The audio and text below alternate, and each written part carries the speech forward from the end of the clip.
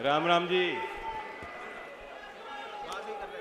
उपस्थित आज के इस भव्य मंच पे बालेनी गांव के और आसपास के जिले के दूर दराज के गांव से भी, शायद कुलरी नांगल से भी यहाँ आए हैं, चर्चा हो रही थी, इतने दूर से यहाँ गांव से आ रहे हैं लोग।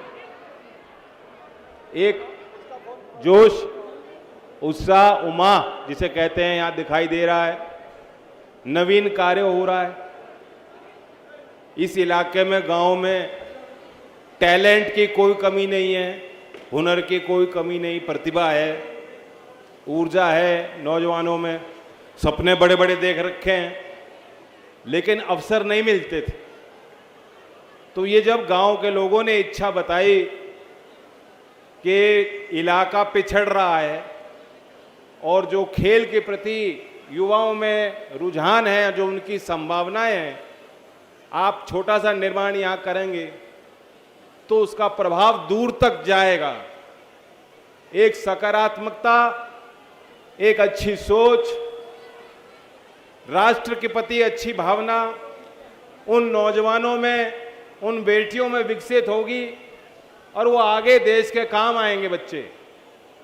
तो मुझे खुशी है कि प्रस्ताव जब यहाँ आया, अभी अन्नू ने बताया कैसे कैसे चीज़ें हुई, खिलाड़ी दिल्ली आए थे, ये मुझे बहुत अच्छा लग रहा है कि आपने कारगिल शहीद सुभाष यादव जी को भी का भी स्मरण आज इस कार्यक्रम में किया।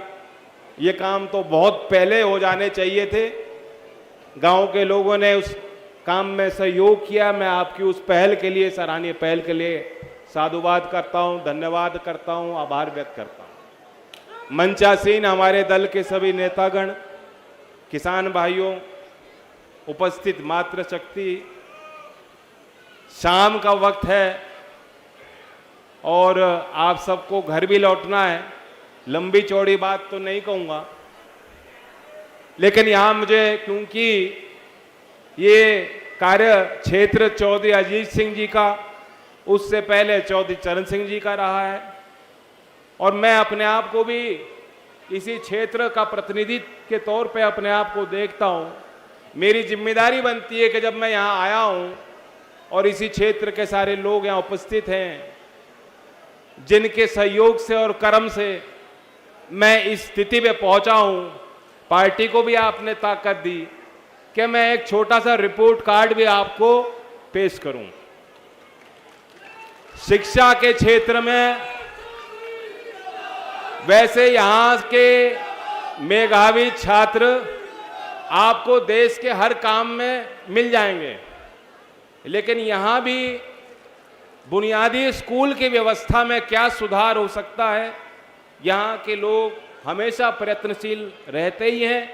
मुझे समय समय पे अच्छे सुझाव भी मिलते हैं और हमारी कोशिश है कि राज्य सरकार में जो योजनाएं हैं उनका सही क्रियान्वयन बागपत जिले में हो पाए, और जो केंद्र सरकार की योजनाएं बनी हैं, एक मॉडर्न शिक्षा पद्धति को बढ़ाने के लिए सामान्य शिक्षा का अवसर, चाहे किसान के घर में बच्चे पढ़े पैदा हो, चाहे बड़ौद के किसी बड़े सेठ के घर में पैदा हों, उनके लिए समान शिक्षा के अवसर मिल सकें ताकि वो जीवन में अपना विकास कर पाएं। इस ओर काफ़ी कोशिश होती हैं, और इसमें सरकारी योजनाओं से अलग भी सामाजिक संगठनों का बड़ा सहयोग मिला। कुछ नवीन काम जो यहाँ बीते दिनों हो पाए, मैं आपकी नज़र में वो बात लाना चाहता हूँ। पहले तो एआई का ज़माना है, आर्टिफिशियल इंटेलिजेंस का, और ये भली सभाओं में मैंने किसानों के बीच ये बात कई बार कही है कि अब किसानों को भी चीज़ों को समझना होगा। अभी जो आपने वीडियो देखी और गाना सुना कि जीत अब दूर नहीं, आप ताज्जुब करोगे। मुझे लगता है कि वो वीडियो का निर्माण पूरी तरीके से एआई से किया गया है। शायद गाने, गीत का निर्माण भी एआई से ही है। एआई के टूल को सरकारी स्कूलों में लाने के लिए एक नवीन प्रोजेक्ट कोरिया की कंपनी आगे आई। बागपत और बुलंदशहर 2 जिलों को उन्होंने चुना था। 25-25 सरकारी स्कूलों में उन्होंने क्लास साथी प्रोजेक्ट के माध्यम से टीचर्स को और बच्चों को एआई का टूल दिया, ताकि जैसे जैसे वो बच्चे पढ़ रहे हैं, प्रशिक्षण उनको मिल रहा है, उनका परीक्षण भी हो जाए। इम्तिहान तो देते हैं जब टर्म खत्म होता है। अभी 12वीं के बोर्ड के नतीजे आएंगे, 10वीं के नतीजे आए तो मुझे खुशी हुई देख करके कि यूपी में टॉप किया है, लड़कियों ने किया है, हमारी छात्राओं ने किया है। 2 लड़कियां जो हैं वो टॉप उन्होंने यूपी बोर्ड किया। और हर साल लगभग बोर्ड के इम्तिहान के नतीजों में ऐसे ही नतीजे आते हैं। लेकिन 25-25 स्कूलों में जो परियोजना क्लास साथी की आई, उसको अभी हम ट्रैक कर रहे हैं, उसके अच्छे नतीजे आए। साथ ही यहाँ पुस्तकालय हो, सरकारी स्कूलों में एक सूची बनाई गई, बागपत के कई स्कूलों में पुस्तकालय का निर्माण भी सामाजिक संगठन के सहयोग से किया गया। पीएम श्री योजना जो केंद्र सरकार की योजना है, जिसमें एक बड़ा निवेश चिन्हित करके जो अच्छे स्कूल हैं उनको और आगे बढ़ाने के लिए किया जाता है, उस परियोजना में भी यहाँ कई स्कूल बागपत जिले के लिए गए। अभी प्रस्ताव तैयार हो रहा है, लेकिन स्थानीय लोगों की मांग से उसकी एक प्रक्रिया अपनी लंबी है और मैं आधिकारिक रूप से अभी बता नहीं सकता हूं, लेकिन मुझे उम्मीद है कि आने वाले कुछ ही दिनों में बहुत जल्द बागपत लोकसभा क्षेत्र में केंद्रीय विद्यालय का निर्माण भी संभवतः हो सकता है। पहले अभी बावली में केंद्रीय विद्यालय पहले से मिला हुआ है आपको, लेकिन क्योंकि यहाँ सेंट्रल कर्मचारियों की संख्या बहुत है, बहुत लोग अभी सेवाओं में हैं, अप डाउन करते हैं, उसी रास्ते से मैं चल के आया हूँ। हाईवे का आप निर्माण महसूस कर ही रहे हो, कितना आपका जो दुर्लभ रास्ते थे वो भी आना जाना सबके लिए सुलभ हुआ। और जो पीएम सेतु परियोजना है, जिसमें आईटीआई में बड़ा निवेश हो रहा है, उसके अंतर्गत भी जो मेरठ हब लिया गया है पहले चरण में, उसी में बागपत की आईटीआई को भी हमने जोड़ा है। वहाँ राज्य सरकार का सहयोग लगातार मिल रहा है और हमारी कोशिश होगी कि उद्योग के समन्वय से बच्चों को अच्छा प्रशिक्षण भी मिले और उसके बाद उनको नौकरी मिले। पाली में बीते दिनों जिस दिन मलकपुर में कार्यक्रम हुआ था, चौधरी अजीत सिंह जी के नाम से फैशन टेक्नोलॉजी और डिजाइन का एक विशेष केंद्र यहीं पाली गांव में एनएसडीसी ने स्थापित किया। मैं अभी आपको ये भी बताना चाहता हूं कि कई बड़े प्रतिभाशाली खिलाड़ी यहां मंच पे आए हैं, कोचेज भी यहां हैं। सहदेव यादव जी बिल्कुल बगल के गांव के हैं, यहीं उन्होंने अपनी शिक्षा दीक्षा की होगी और आज इंडियन वेट लिफ्टिंग एसोसिएशन के अध्यक्ष हैं और एशियन वेट लिफ्टिंग एसोसिएशन के वाइस प्रेसिडेंट सहदेव यादव जी को भी मैं धन्यवाद देता हूं। और तो और इंडियन ओलंपिक एसोसिएशन के ट्रेजरर भी हैं, यानी तिजोरी की चाबी तो आपके हाथ में ही है।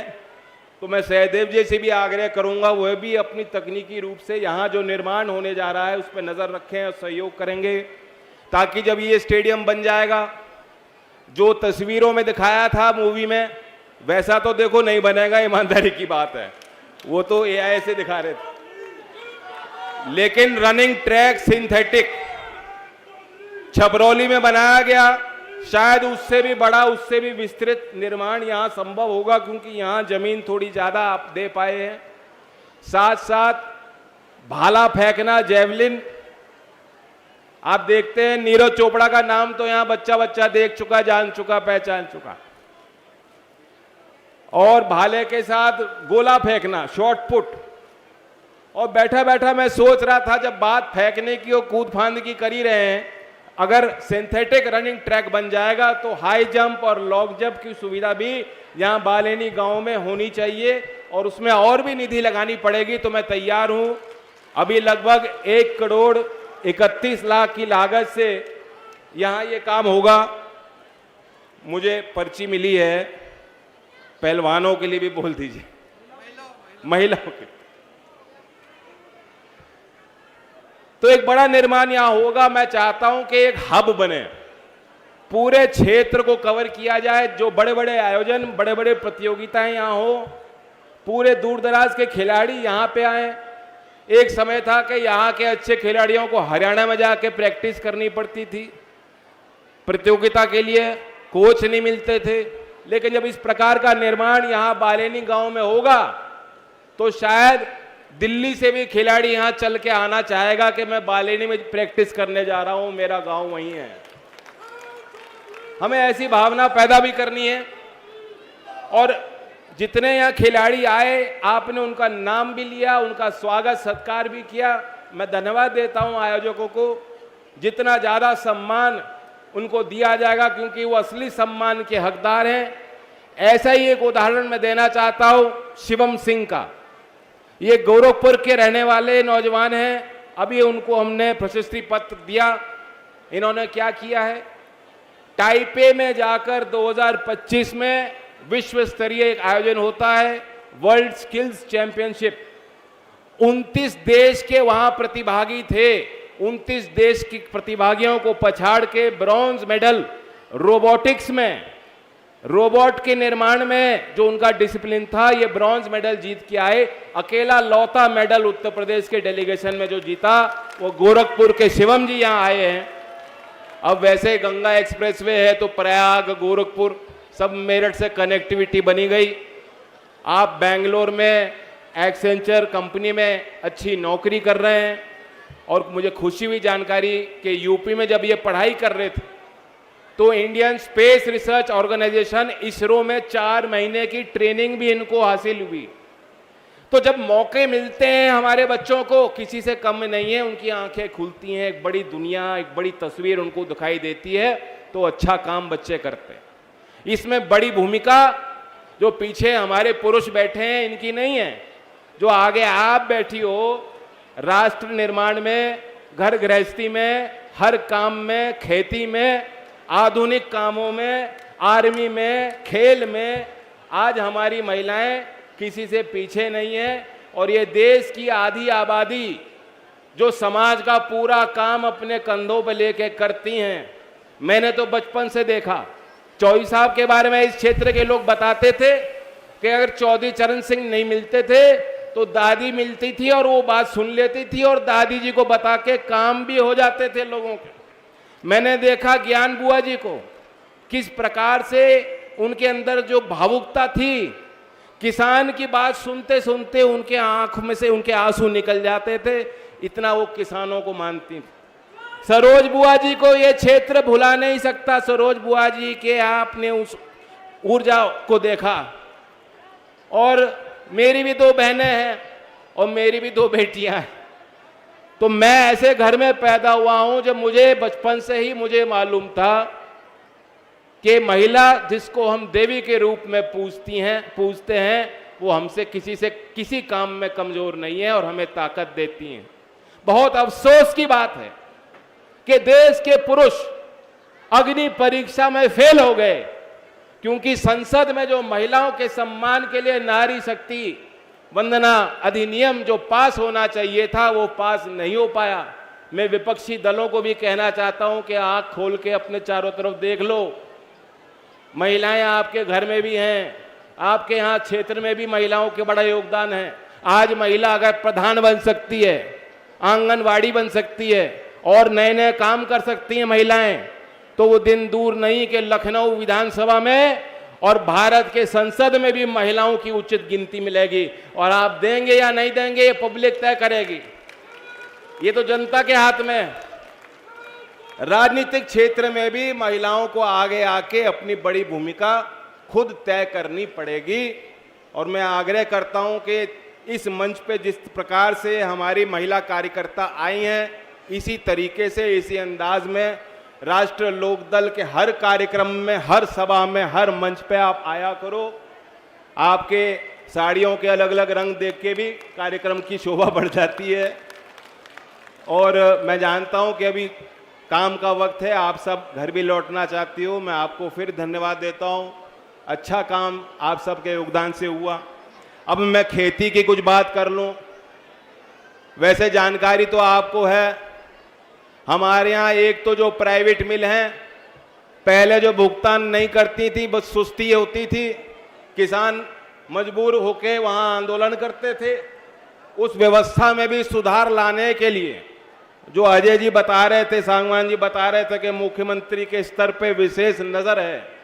मुझे उम्मीद है कि आने वाले समय में हमारे यहाँ जो कुछ मिल, मैं किसी एक मिल का नाम नहीं लूंगा, लेकिन प्राइवेट जो मिल इस क्षेत्र में लग रही हैं उनका पेमेंट भी सुचारू रूप से हो जाए। इस ओर लोक दल की भी भरपूर प्रयास और हम लोगों का एक कोशिश है। मुझे उम्मीद है कि किसानों के साथ न्याय होगा। बागपत में जो सहकारी मिल है, 50,000 टीसीडी की नए यूनिट के निर्माण का फैसला, स्वागत योग्य फैसला जो यूपी सरकार ने लिया है, और उस यूनिट का नाम भी चौधरी चरण सिंह जी को समर्पित करने जा रहे हैं। बहुत जल्दी मुख्यमंत्री आपके बीच आके औपचारिक उसकी घोषणा करेंगे, मैं उसके लिए भी धन्यवाद देता हूं। और चौधरी अजीत सिंह जी से जुड़ी एक बात और एक सवाल विपक्षी पार्टियों से पूछना चाहता हूं। सब लोग जानते हैं कि चौधरी अजीत सिंह जी ने एथेनॉल को बढ़ावा देने के लिए नीति बनाई थी। शायद 1994-95 की बात होगी, वो ब्राजील गए थे और ब्राजील में इन्होंने देखा था कि वहां ईंधन में किस प्रकार से इथेनॉल को मिला करके वहां ब्राजील की अर्थव्यवस्था में एक बड़ा योगदान ब्राजील के किसानों का और चीनी और मिल उद्योग का हो रहा था। और उसी के तर्ज पे उनकी इच्छा और मंशा थी कि बड़े पैमाने पे भारत में भी इथेनॉल का प्रयोग होना चाहिए। आज पश्चिमी एशिया में जो युद्ध की स्थिति आ रही है उसका प्रभाव सीधा किसानों पे भी पड़ेगा।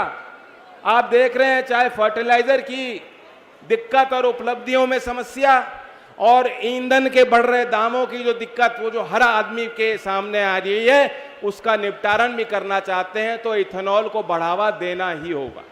मुझे बहुत खुशी है कि आज भारत सरकार इथेनॉल को भरपूर बढ़ावा दे रही है। गडकरी जी के संबंध में दिए गए बयान का मैं बागपत में सुंदर मंच के माध्यम से स्वागत करना चाहता हूं और मैं सवाल भी पूछना चाहता हूं। हमारे खड़गे जी विपक्ष के नेता हैं, सदन में सीनियर बुजुर्ग नेता हैं, अनुभवी नेता हैं। उनके सुपुत्र प्रियांक खड़गे जी कर्नाटक में ग्रामीण विकास मंत्री हैं, कांग्रेस पार्टी के नेता हैं। मैं सहसम्मान उनसे पूछना चाहता हूं, 3 दिन पहले उन्होंने ट्वीट किया और भारत सरकार की इथेनॉल की जो नीति बन रही है जिसका लाभ सीधा सीधा बागपत के किसानों को मिलने वाला है, गन्ना किसान को मिलने वाला है, धान के किसान को मिल रहा है, उन्होंने उस नीति का विरोध किया और कहा कि इतना पानी लग जाएगा, इतनी धान की खेती होती है तो पानी खींच ले जाएगी और इथेनॉल को बढ़ावा देके हम नाश कर देंगे। मैं पूछना चाहता हूं, ग्रामीण विकास मंत्रियों, जरा गांव की तस्वीर जाके देख लो, किसानों के बीच जाके उनसे पूछ लो, क्या कोई एक किसान देश का इथेनॉल के प्रयोग का विरोध कर सकता है? चौधरी अजीत सिंह जी की सोच के अनुरूप आज भारत सरकार आगे काम कर रही है, तो आप लोगों को इन चीजों पे भी नजर रखनी चाहिए। मैं नौजवानों को कहना चाहता हूं, प्रियांक खड़गे का जाके ट्वीट देख लेना और उचित शब्दों में संस्कृत में समझा भी देना उनको। मैं तो यहां मंच से कह रहा हूं खुल के, आप उनको बता देना हम किसान हैं और इथेनॉल का प्रयोग होगा तो हमारी खरीदी बढ़ेगी हमारी फसल की और हमें उचित मूल्य मिलेगा। आपको क्यों चिढ़ हो रही है? कर्नाटक में बड़ी खेती है गन्ने की भी, वहां भी किसानों के संगठन हैं। मैं उन संगठनों से भी इस मंच के माध्यम से कहना चाहता हूं, क्योंकि बालेनी का बागपत का व्यक्ति यहीं तक सीमित नहीं, दूर तक सोचता है। तो मैं इसी बात के साथ फिर धन्यवाद देता हूं। मुझे पूरी उम्मीद है, मुझे विश्वास है कि यहां जो खेल के लिए निर्माण होगा, आने वाले समय में मेडलों की, मेडलिस्ट की लाइन लग जाएगी और आप हर हफ्ते एक खिलाड़ी का सम्मान यहां करोगे, क्योंकि इतनी ऊर्जा और इतनी प्रतिभा यहां से पैदा होने जा रही है। आखिर में हम नारा लें जिसकी गूंज चारों तरफ पहुंचे, लोगों को प्रेरणा मिले। और उससे पहले मैं एक बात मेजर ध्यानचंद जी की बता दूं। खिलाड़ियों, ध्यानचंद जी ने कहा कि मेरे जीवन में मुझे हॉकी ने बहुत कुछ दिया, लेकिन उससे पहले मैंने जीवन में अपना सब कुछ हॉकी को दिया। यानी जो नौजवान के अंदर अनुशासन होगा, लगन के साथ यदि हम काम करेंगे तो बड़ा लक्ष्य भी आप हासिल कर सकते हो। ध्यानचंद जी की प्रेरणादायक बात। और आखिर में हम चौधरी साहब का नारा लें, चौधरी चरण सिंह, चौधरी चरण सिंह, चौधरी अजीत सिंह, किसान मजदूर एकता।